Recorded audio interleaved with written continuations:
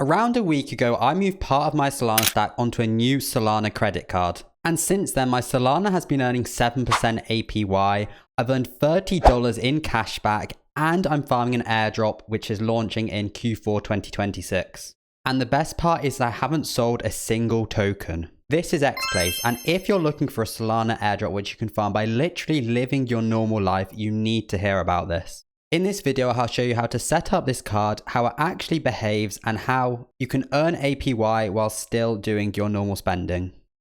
Okay, so what is XPlace? In simple terms, it's a Visa credit card that is backed by your Solana portfolio instead of a bank. So you deposit Solana or any of the other tokens which they do support into a smart contract vault, and they calculate how much you can borrow based off what you put in and give you kind of a credit line in USDC that you can spend for your real card. So Apple Pay, Google Pay, however you would normally do it.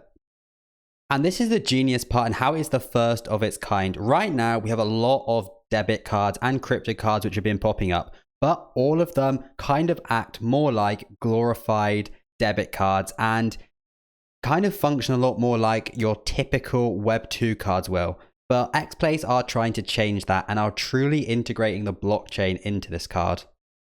So for an example, before I show how to set it up and how it all works, if you had some Solana, $100, instead of having to sell it and then using that $100 of Solana to buy what you wanted, and now you've lost it, what you could do is deposit your Solana, and let's say the price is $150. The price of that Solana could, increase 50%.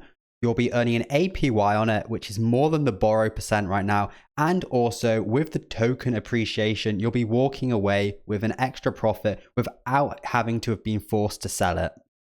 And this is why it matters for airdrop farmers as well.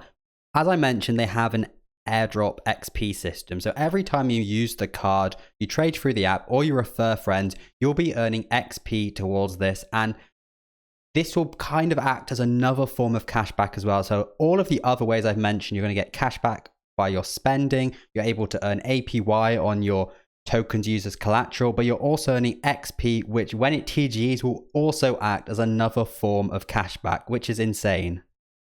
So for the setup, it's very, very simple. Right now, it has just launched. So you're going to have to visit the XPlace website, and this can be found from their Twitter account, or I will have a link in the description. It's also in my article in the steps.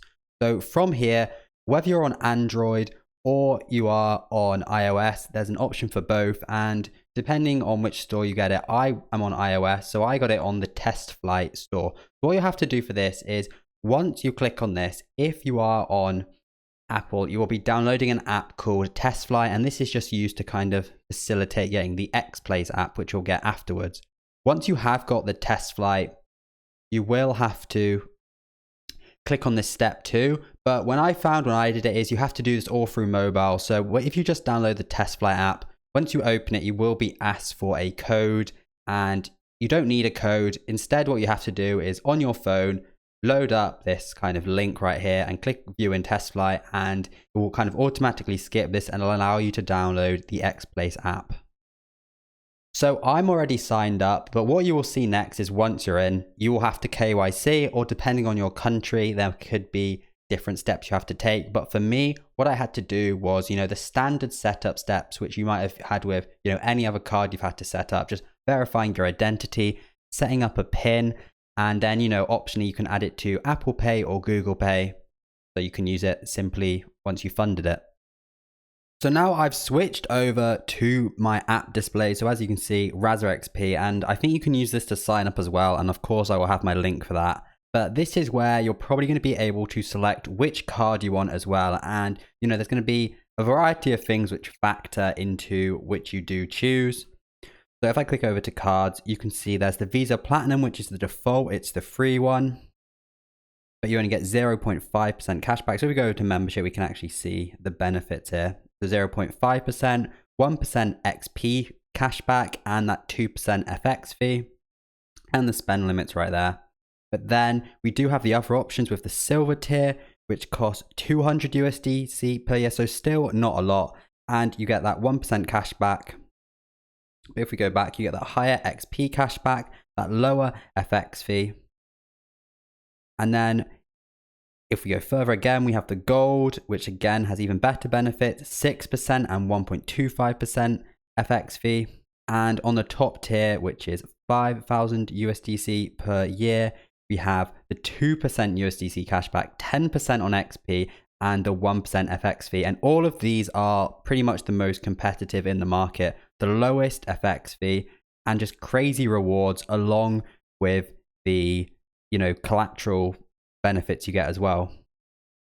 I should also mention as well, we do have the other benefits, which is, on top of all of this as well, with the, the gold metal cards, but you have the airport lounges, the concierge service, and, this all depends on how much you're going to use the card and how much you're going to spend with it. So now on to just how to fund the wallet. It's very simple. If your interface looks like mine, you'll see this add funds button. From here, you can deposit crypto or cash. So, directly on chain or off chain. And once you click receive crypto, you get your wallet address and you can send any of the, assets on here. And there is a bunch of them as well. So I have deposited some USDC and some Solana, but there is a lot of others as well. So USDC, Sol, MSol, and if I scroll down, there's a big list, but we even have meme coins. We've got Meteor, we have Pump, I think we have Fart coin as well. They don't have that earning APY, but you don't have to sell those tokens to be able to spend against them with that 40% loan to LTV ratio. So once you've deposited, it will go straight into your wallet. And you'll see a few different options here. So you can see I have card balance, savings, borrowed, and I have this direct and borrow mode. So maybe a bit more confusing, a few more options than you might be used to normally. So first of all, you won't have anything in the borrow mode. That's because I've deposited something all that in there. It will all be on your card balance. So from here, you're going to have to move it so you can spend it. Once it's, in the card balance, it's in the default wallet, it's not doing anything. You need to move it so you can either put it on direct mode or the borrow. So for the direct, all you have to do is click on the card balance and then you click this top up button. And you can see it says I have 55 USDC available. And it said it's moving it from my wallet and my card, or I can switch them from my card to the wallet. And just to be clear, card is what I'm spending with and wallet is, just where my majority of my funds are sat right now, of that kind of around $100, I want to say, or does it say 55? So very simple to do that. And as soon as I've done that, I can use it with, Apple Pay when I'm spending anywhere Visa accepted, which, is a lot of places. But then we have this borrow mode, which is obviously, this new feature. So for this, you need to deposit into it as well. And this is where you see the savings, and this is where you're going to want to deposit it. So depending on your asset, you see the USDC, Sol, I'm sure a lot of you. First of all, we have that earnings APY. So that's how much, if I deposit and I leave it in there, that's what I will be earning as the annual percentage yield on that, even if I do absolutely nothing with it. So we can see USDC 3.7, obviously because it's stable. Solana is a lot higher at 7.3, very competitive rate. And we can see that 80% loan to LTV ratio. And what that means is, if I deposit $100 of Solana, when I go to spend, I'll be able to use $80 worth of kind of the spending power of it. Obviously higher with USDC, it's a stable coin, and it gets lower for some of these meme coins, which are more volatile, as there is the risk of, if you, max out the loan to LTV ratio and the price drops really hard, some of these funds might be used to kind of liquidate you.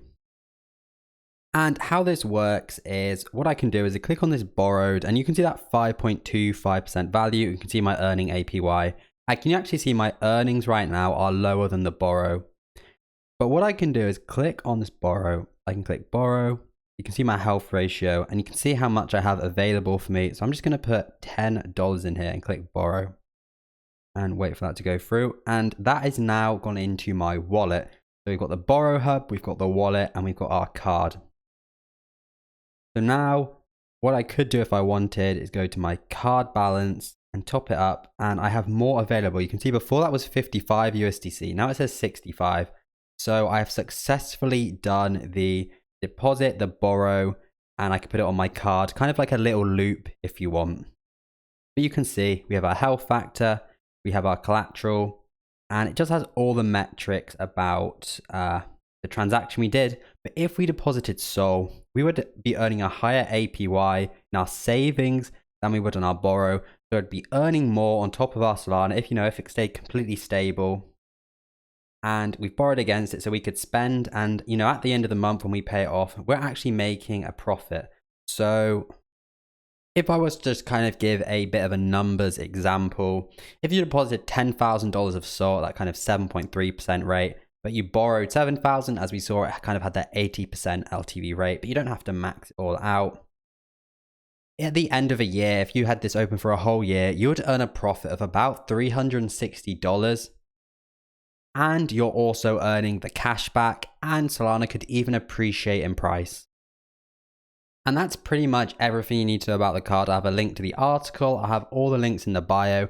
The only other thing is obviously the risk. If you are borrowing against some of these certain crypto coins, the market is volatile. If there's a huge dump, and depending on your LTV ratio and how it's set up, if there's a big dump, you could be liquidated. What you're borrowing against, that's always a small risk. You should always bear that in mind, keep in mind what the crypto market is doing, and make sure your kind of the LTV ratio I showed, you keep it at a healthy value all the time. So you just have to check up on that. But I've got a section on how you could get the most XP possible, but really it's just using the card for your normal transactions, because you're just getting so many benefits anyway. We've seen all the hype with some of the other crypto debit cards as well, and people using them. And, to be honest, the benefits of some of those are not even half what you're able to get with XPlace right now. So of course, none of this is financial advice. Make sure to make your own decisions, but I'll have everything in the description, and I hope this was a useful video.